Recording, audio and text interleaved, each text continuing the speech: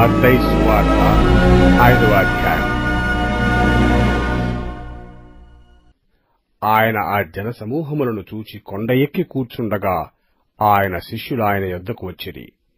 అప్పుడు ఆయన నోరు తెరిచి ఇలాగు బోధింపసాగెను. ఆత్మ విషయమై దీనులైన వారు ధన్యులు, పరలోక రాజ్యము వారిది. దుఃఖపడువారు ధన్యులు, వారు ఓదార్చబడుదురు.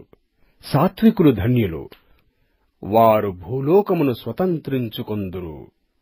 నీతి కొరకు ఆకలి దప్పులు గలవారు ధన్యులు, వారు తృప్తిపరచబడుదురు.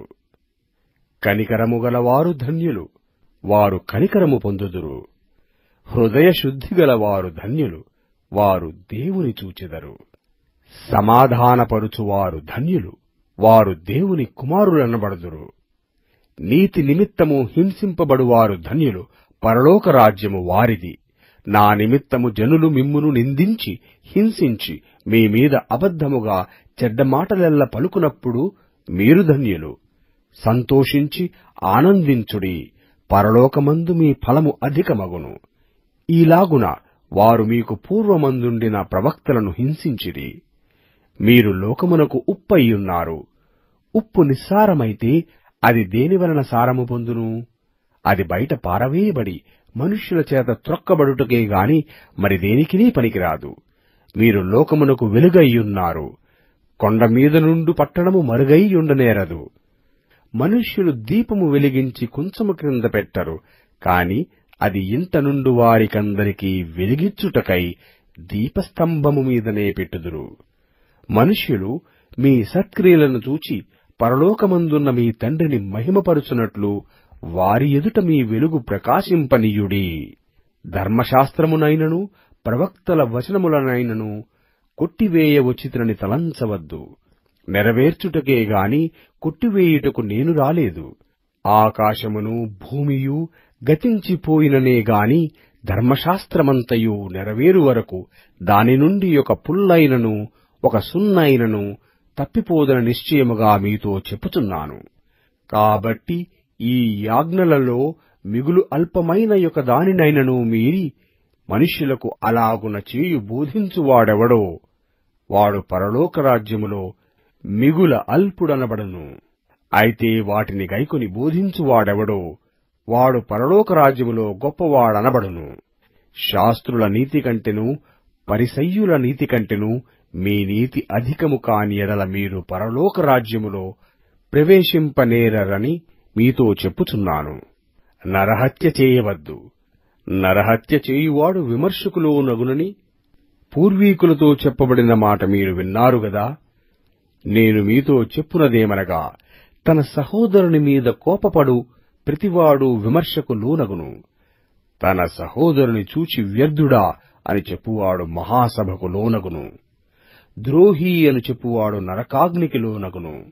కావున నీవు బలిపీఠమునొద్ద అర్పణము నర్పించుచుండగా నీ మీద నీ సహోదరునికి విరోధమేమైనను కలదని అక్కడ నీకు జ్ఞాపకము వచ్చిన ఎడల అక్కడ బలిపీఠమునెదుటనే నీ అర్పణము విడిచిపెట్టి మొదట వెళ్లి నీ సహోదరునితో సమాధానపడము. అటు తరువాత వచ్చి నీ అర్పణము నర్పింపుము. నీ ప్రతివాదితో నీవును త్రోవలో ఉండగానే త్వరగా వానితో సమాధానపడము. లేని ఎడల ఒకవేళ నీ ప్రతివాది నిన్ను న్యాయాధిపతికి అప్పగించును. న్యాయాధిపతి నిన్ను బంట్రోత్తుకు అప్పగించును. అంతట నీవు చెరసాలలో వేయబడదువు. కడపటి కాసు చెల్లించు వరకు అక్కడ నుండి నీవు వెలుపలికి రానేరవని నీతో నిశ్చయముగా చెప్పుచున్నాను. వ్యభిచారము చేయవద్దని చెప్పబడిన మాట మీరు విన్నారు గదా. నేను మీతో చెప్పునదేమనగా, ఒక స్త్రీని మోహపు చూపుతో చూచు ప్రతివాడు అప్పుడే తన హృదయమందు ఆమెతో వ్యభిచారము చేసిన వాడగును. నీ కుడి కన్ను నిన్ను అభ్యంతరపరిచిన ఎడల దాని పెరికి నీ యొద్ద నుండి పారవేయుము. నీ దేహమంతయు నరకములో పడవేయబడకుండా నీ అవయవములలో ఒకటి నశించుట నీకు ప్రయోజనకరము గదా. నీ కుడి చెయ్య నిన్ను అభ్యంతరపరిచిన ఎడల దాని నరికి నీ యొద్ద నుండి పారవేయుము. నీ దేహమంతయు నరకములో పడకుండా నీ అవయవములలో ఒకటి నశించుట నీకు ప్రయోజనకరము గదా. తన భార్యను విడనాడువాడు ఆమెకు పరిత్యాగ పత్రిక ఇయ్యవలెనని చెప్పబడియున్నది గదా.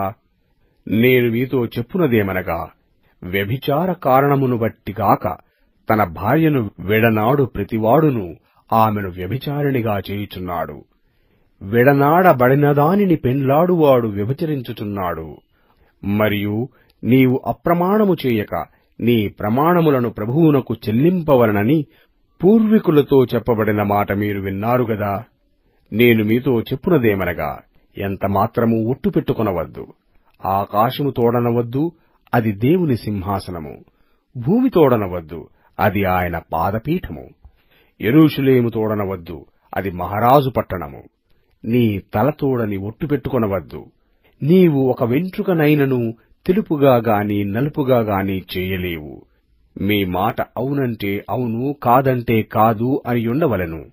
వీటికి మించునది దుష్టుని నుండి పుట్టునది. కంటికి కన్ను, పంటికి పళ్ళు అని చెప్పబడిన మాట మీరు విన్నారు గదా. నేను మీతో చెప్పునదేమనగా, దుష్టుని ఎదిరింపక నిన్ను కుడి చెంప మీద కొట్టువాని వైపునకు ఎడమ చెంప కూడా త్రిప్పుము. ఎవడైనా నీమీద వాజ్యము చేసి నీ అంగీ తీసుకొనగోరిన ఎడల వానికి నీ పైవస్త్రము కూడా ఇచ్చివేయుము. ఒకడు 1 మైలు దూరము రమ్మని నిన్ను బలవంతము చేసిన ఎడల వానితో కూడా 2 మైళ్లు వెళ్ళుము. నిన్ను అడుగువానికిమ్ము. నిన్ను అప్పు అడుగ గోరువాని నుండి నీ ముఖము త్రిప్పుకొనవద్దు. నీ పొరుగువాని ప్రేమించి నీ శత్రువును ద్వేషించమని చెప్పబడిన మాట మీరు విన్నారు గదా. నేను మీతో చెప్పునదేమనగా, మీరు పరలోకమందున్న మీ తండ్రికి కుమారులై యుండునట్లు మీ శత్రువులను ప్రేమించుడి. మిమ్మును హింసించు వారి కొరకు ప్రార్థన చేయుడి. ఆయన చెడ్డవారి మీదనూ మంచివారి మీదనూ తన సూర్యుని ఉదయింపజేసి నీతిమంతుల మీదనూ అనీతిమంతుల మీదనూ వర్షము కురిపించుచున్నాడు. మీరు మిమ్మును ప్రేమించు వారినే ప్రేమించిన ఎడల మీకేమి ఫలము కలుగును? సుంకరులను అలాగు చేయుచున్నారు గదా. మీ సహోదరులకు మాత్రము వందనము చేసిన ఎడల మీరు ఎక్కువ చేయుచున్నదేమి? అన్యజనులను అలాగు చేయుచున్నారు గదా. మీ పరలోకపు తండ్రి పరిపూర్ణుడు గనక మీరును పరిపూర్ణులుగా ఉండెదరు.